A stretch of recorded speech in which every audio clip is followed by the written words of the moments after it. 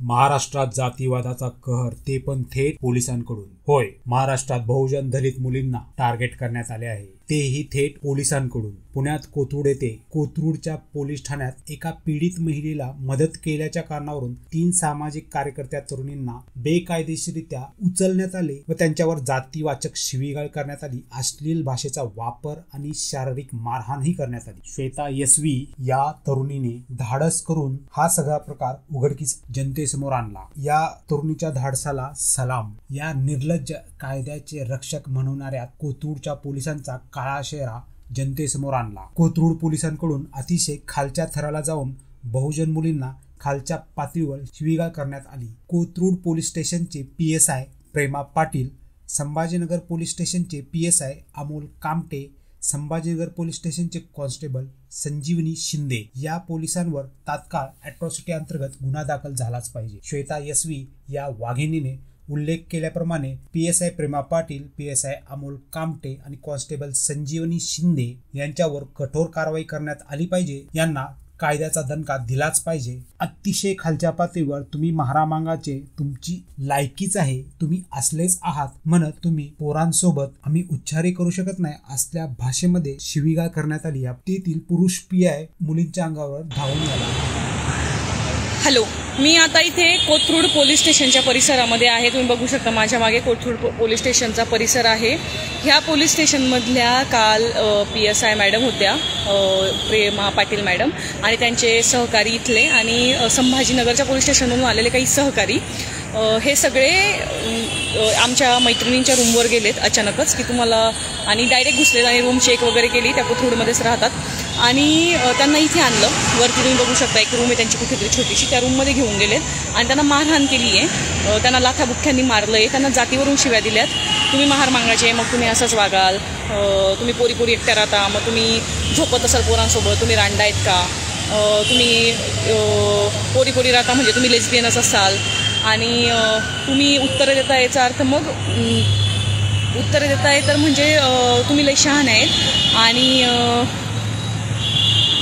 तुमचा खून पण होऊ शकतो वगैरे वगैरे, अशा टाईपची भाषा त्यांनी वापरली खूप वाईट पद्धतीने. आणि ज्या केसच्या संदर्भात आले होते त्या केसशी या मुलींचा काही संबंध पण तसा फार नव्हता, तरी हे सगळं घडलेलं आहे. काल रात्री 5 तास म्हणजे दुपारी 3ला ते घेऊन गेलेत आणि संध्याकाळी 8पर्यंत त्या ह्या पोलीस स्टेशनला होत्या. दुसरी एक मैत्रीण तिला 11 वाजता त्यांनी उचललं होतं तिच्या कामाच्या ठिकाणावर, रात्री 11:30ला त्यांनी तिला सोडलं आणि एवढ्या वेळात त्यांचे मोबाईल पण त्यांच्याकडे जप्त होते. रात्री आम्ही 12:30-1ला इथे येऊन तक्रार दिली. तेव्हा FIR दाखल करा म्हटलं, ते म्हटले नाही, सकाळी आमच्या वरिष्ठ येतील तेव्हा FIR दाखवलेला, तक्रार द्या. आम्ही रात्री तक्रार दिली. 3 वाजता आम्ही घरी गेलो. आता आम्ही FIR दाखल करायला आलो होतो, त्यासाठी मेडिकलला गेलं असं आम्ही म्हटलं होतं. इथले जे वरिष्ठ अधीक्षक आहेत त्यांनी सांगितलं की काही गरज नाही आहे, मेडिकलची काही गरज नाही आहे, तर तुम्ही मला वेळ द्या, आम्ही 4-5 दिवसात करतो आणि पुढे मग बघू आपण कसं करायचं ह्या सगळ्या प्रकरणाचं, असं त्यांनी सांगितलं. खरं तर पोलिसांवर कालपासून आमचा बिलकुलच विश्वास राहिला नाही, कारण की ह्या सगळ्या प्रकरणामध्ये जे काही होते पोलीस, जे काही लोक इन्व्हॉल्व होते, ज्यांनी मानसिक शारीरिक छळ केला, जे जातीवाचक बोलले, जातीवाचक शिवीगाळ झाली आहे, तू मुलगी आहेस, तुझं शरीर असं, एक पुरुष पोलीस जे PSI होते संभाजीनगरचे, ते त्या मुलीच्या अंगावर धावून आलेत आणि तिला हात लावलाय, त्यांनी स्पर्श केलाय. तर हे सगळं घडलेलं असताना आमच्या पोलिसांवर बिलकुल विश्वास राहिला नाही आहे. आम्ही आमच्या पद्धतीने जे करायचं ते करू. हे इथे जे कोणी बघतायत किंवा महाराष्ट्राचे मुख्यमंत्री आहेत, गृहमंत्री आहेत आणि इतरही सगळे, की फक्त मुली दलित आहेत म्हणून त्यांना उचलणं, कुठेही घेऊन जाणं, विना वॉरंट त्यांच्या रूममध्ये घुसणं, त्यांचं झाडाझडती करणं, रँडम लोकांना त्यांच्या रूममध्ये घेऊन जाणं, त्यांच्या रूम मालकांना कळवणं की ह्या पोरी असं वागतात, पोरांसोबत झोपतात, बिपतात, ही भाषा वापरणं,